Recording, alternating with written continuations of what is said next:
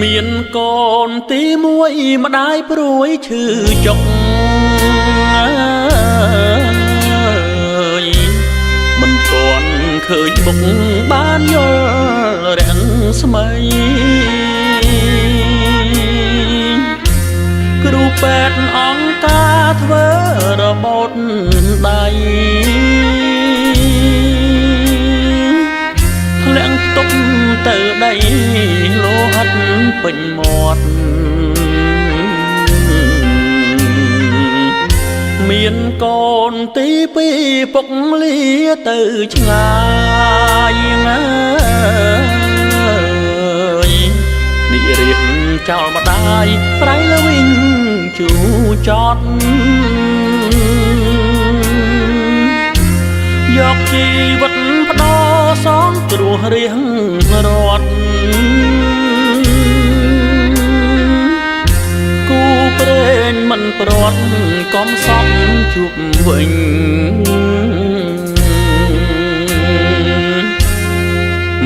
24កុម្ភៈយើងបានជួបគ្នា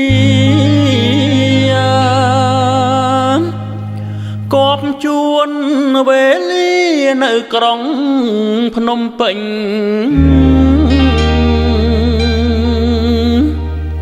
កូនហៅពុកពូពុកសែនតូមណាញ់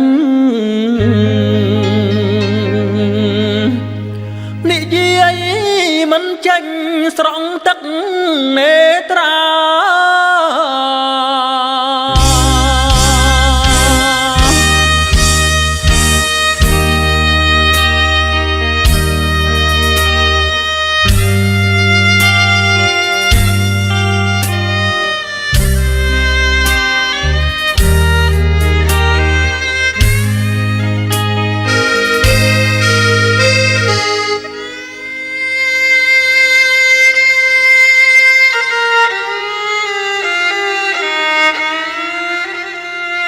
ហួបព្រេងនិញសៃកូនដឹកនាំជាតិ